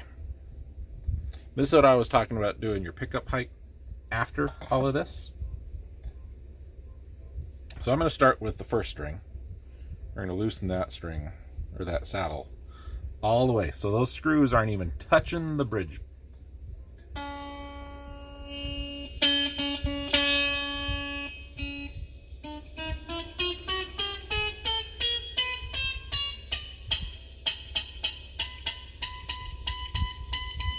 So we're okay down here.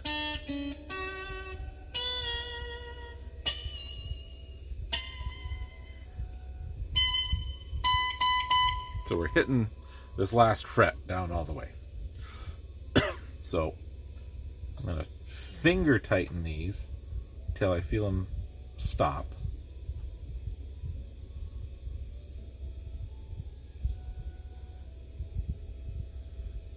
Do I have...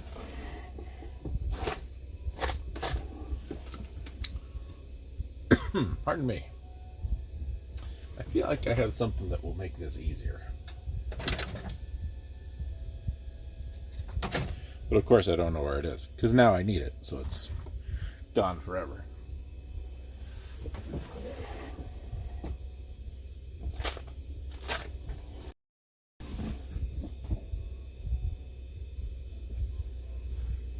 Well, that's okay. So let's raise each screw 1 full turn. There's one. There's one.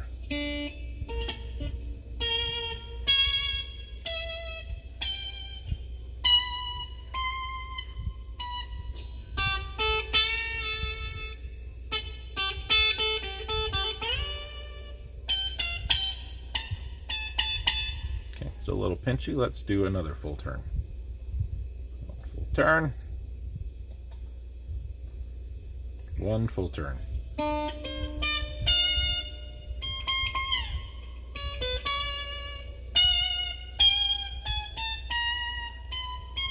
Now, I never play way the hell up here anyway.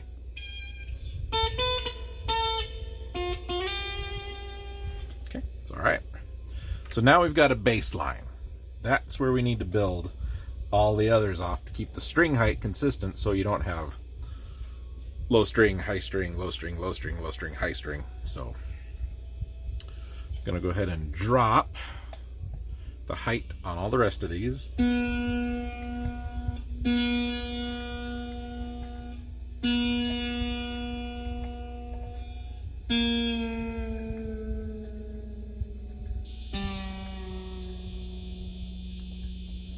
Okay.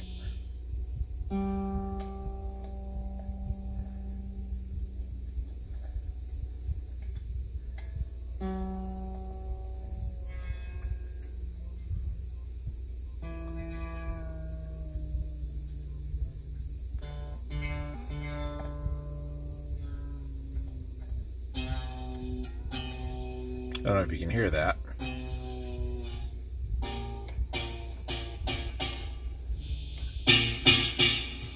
So that's a combination of this saddle being so low and so close to these magnets that it's pulling the string down, causing it to buzz.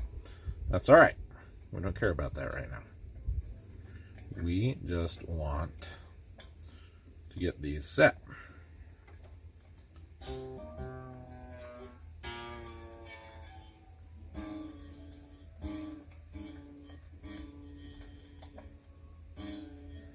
Okay, that one's down all the way.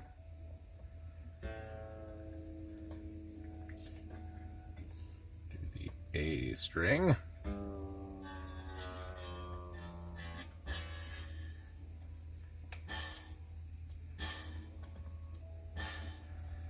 And now the E.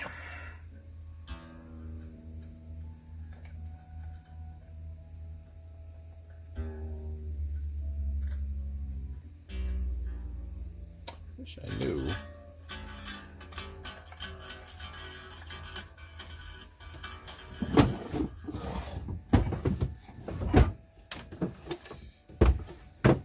Should know where I put those other tools. Oh, I know where I did them. I know.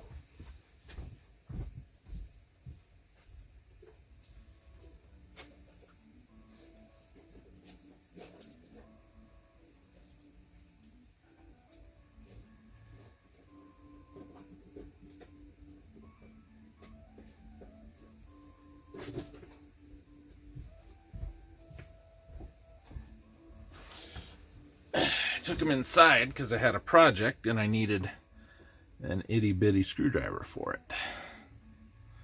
I don't know if I'm going to have one on here small enough.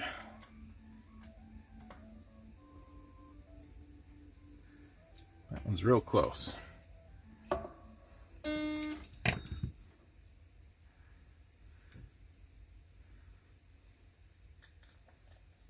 that one's not.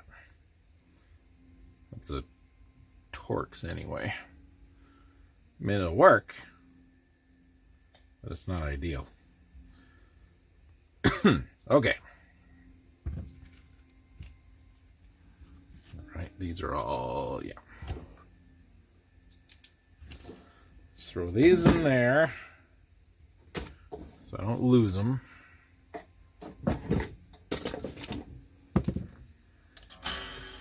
So, this one's fine. We want to get this one fine. And I don't care if it's to pitch or not. Doesn't matter.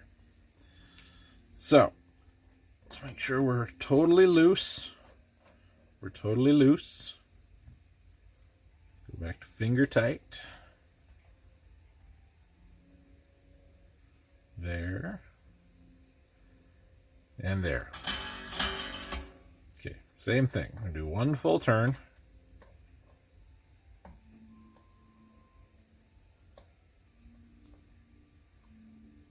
There's one.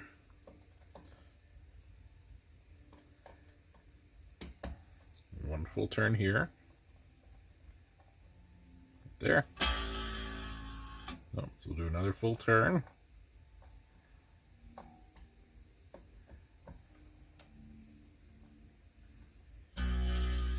Still a little buzzy.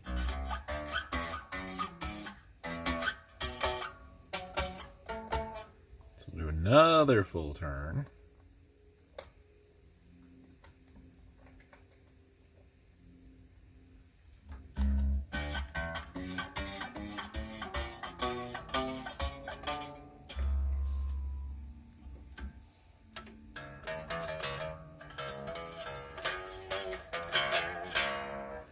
I don't mind a little bit of buzz.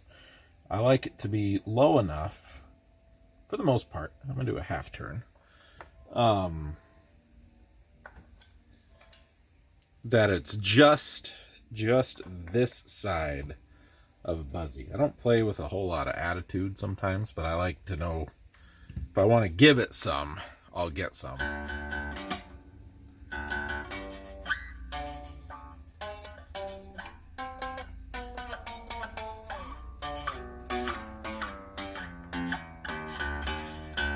Okay, we'll go with that. So now I'm going to look down the neck this way, and I can kind of get an idea of where these other saddles need to be based on that. Now the neck is radiused like this, so it's higher in the middle than it is on the side, so we want our saddles to kind of complement that. So I'm going to take, on the 5th string, the saddle closest to the, or the screw closest to the 6th string, and I'm going to set that side to this height. It'll make sense here in a second.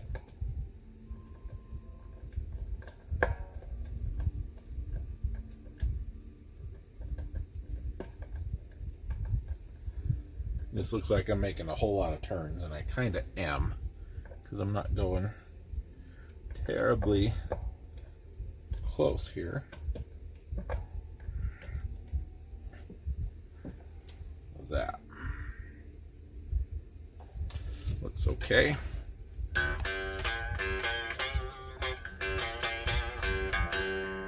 So that A string is a little more buzzy, but remember the neck slopes this way. So we're going uphill towards the middle before we go downhill towards the other side. So we're going to raise this from where it's at. Let's do a half turn.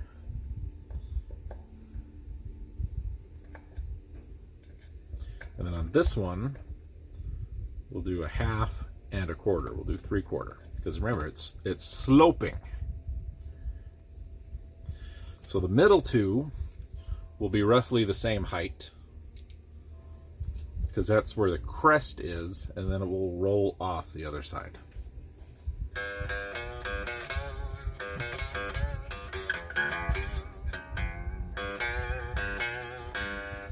Okay, so let me see if I can draw you a picture here.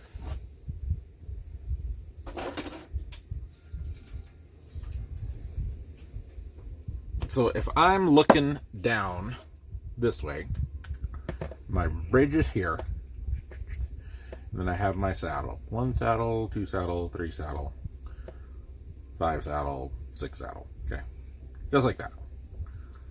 So if I'm looking down the neck this way, here's my low, here's the low. They're gonna go this way. Right, because the neck is rated. This is very exaggerated, by the way. If your neck looks like that, you got problems. So I've got a saddle here, here. So this is 1, that's 2, that's 3, that's 4, that's 5, that's 6. Okay. So when I look at these, I want the inside of 1 and the outside of 2 to be pretty close to the same height. This will be a little higher. This will be a little higher. These will be about the same. This will be a little lower. These will be about the same. A little lower, about the same. So it's kind of like stair stepping. So where one stair stops is where the other stair starts. So it's our high E saddle. And then our B saddle is going to be kind of like that. And then our G saddle kind of like that. And then our D saddle. And then our A saddle. And then our E saddle. So it's incremental steps. Now,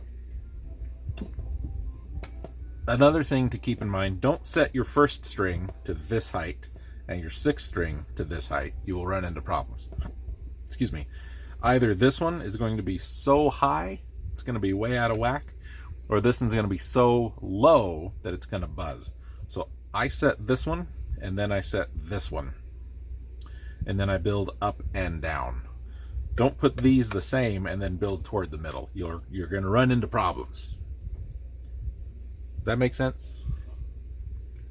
I hope so.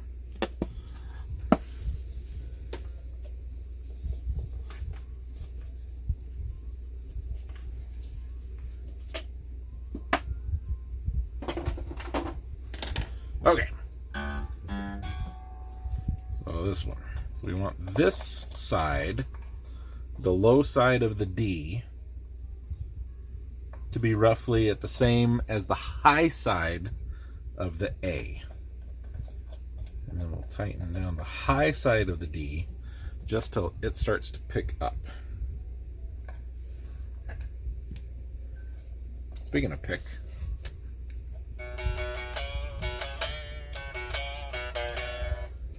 that's too low.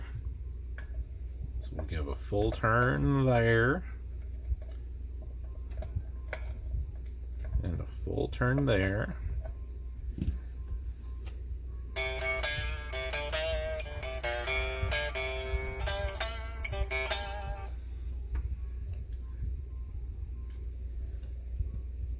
We're real close, but we're not quite. So let's give it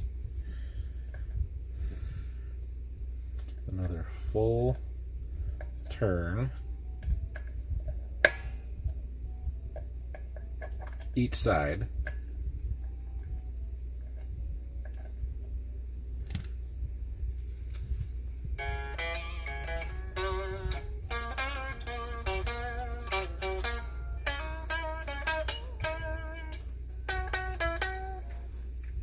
And then we'll do a half turn.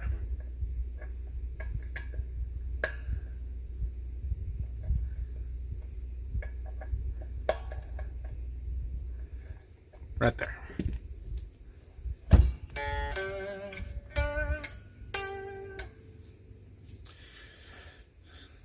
G, same thing. Gonna build up. D's not quite level. There we go. So D, same thing. We're gonna build up to the height of the D. However, because the G string is a slimmer string, because it's not wound, it doesn't need the same height requirement that the D does. So we're going to start where the D is and work down.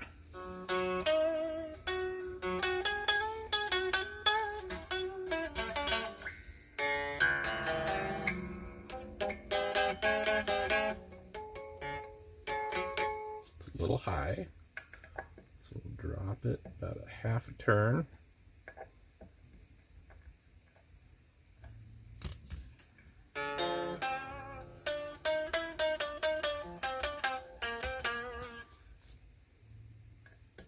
I'm going to go back up a quarter.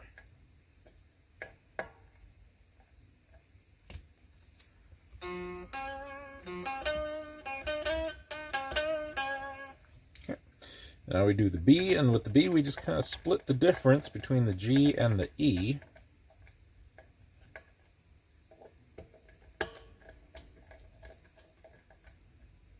Which feels right about there. About there. A's a little off too. Let me just tweak that just ever so slightly. Okay.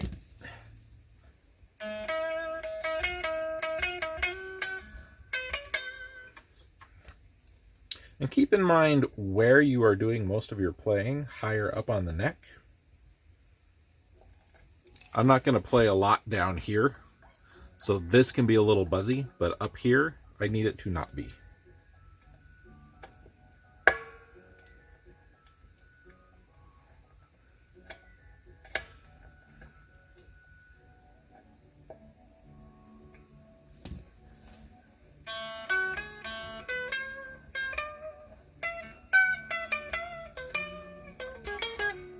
Okay, let's tune her up.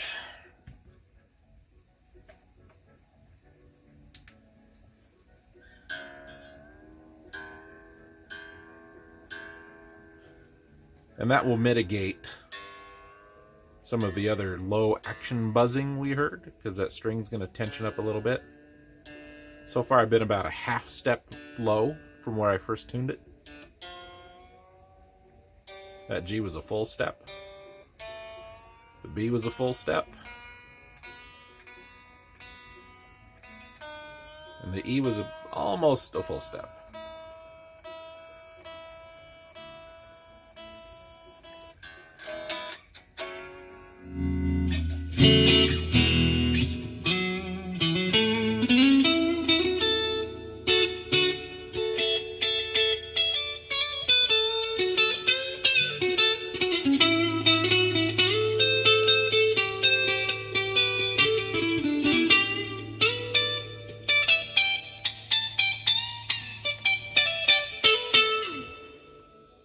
We will go ahead and raise that E just a little more now that we've got it to pitch. So I'm going to drop the tension on it, and we're going to come up a full turn.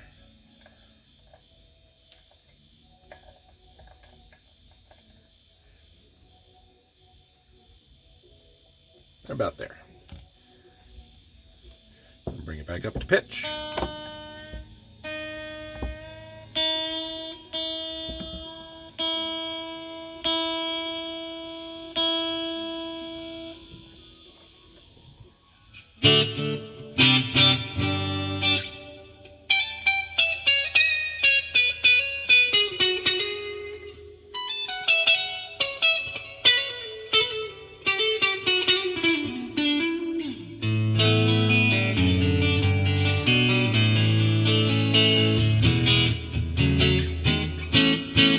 Why I like that so much.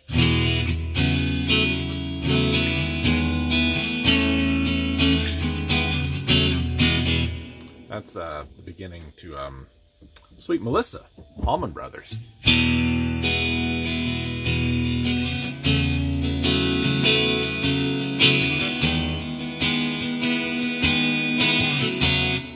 Of course, it's in tune when they do it.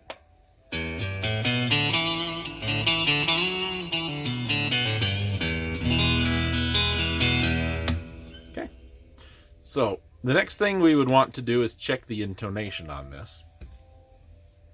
But I'm not going to do it with this pickup, or this tuner, excuse me. I'll do that with a better tuner. So how we do that, we play the string open, we tune it, it's a little flat, and then you pick a spot, usually the 12th fret, you fret it, or you harmonic it. However, I've seen it go both ways. But I usually 12th fret and harmonic it, just to be sure. And you tune it again. And the way you tune it up here is you take your screwdriver, and on the back of each one of these saddles there's a screw. These screws pull that saddle forward or backward. So if you're in tune here, but you're sharp here, you need to pull that saddle backwards. Make the string longer. So you would loosen or tighten this screw, excuse me. Now if you're flat, you need to make the string shorter. You tighten this. That brings the pitch up, and you do that all across. Open string, 12th fret, open string, 12th fret, open 12th, open 12th. You need to stop. It's hard to do.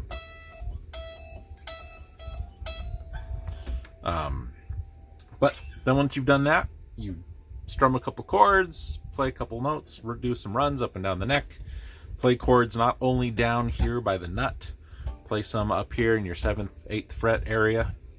12th fret, you know, get that nice D up there. And then just listen. And then if it sounds off, do them again. And when I do intonation, I usually do it twice through minimum. Sometimes I'll do it 3 times. Anytime you make a change, do all of them again to make sure everything's set where you want it. So there it is. I may swap out that other neck. I'd have to take this off, take the tuning machines out. I just got this little kit. It's got a nut in it, but that nut is way tall. And it's plastic, and everybody's like, oh my God, you gotta change that. You gotta get rid of that piece of junk right now. It's plastic. It's okay. So this would need to come down about 1/8 of an inch. String spacing is pretty good. I would just need to file down 1/8 an inch off the bottom of this. So piece of sandpaper on the desk and back and forth, belt sander, and be very, very careful, you know, however you want to do it. Don't think I'll do that though. I think we're okay. If I'm going to go through all that effort, I would put something other than a plastic nut on it. But the other neck that would fit this that I have, the other Pacifica neck, doesn't have tuning machines in it, doesn't have a nut. And I believe it's unfinished, which that just means, you know, there's no urethane on it, which is fine. I don't mind that. Okay, that's it for this project. One of these days I'll get a cap for that ordered and I'll get these screw holes fixed. But for now it is done, folks. Thanks for joining me on this wild and wacky adventure of guitar repair. Also, these boxes are great little part boxes because they're just so small, but they're so big at the same time.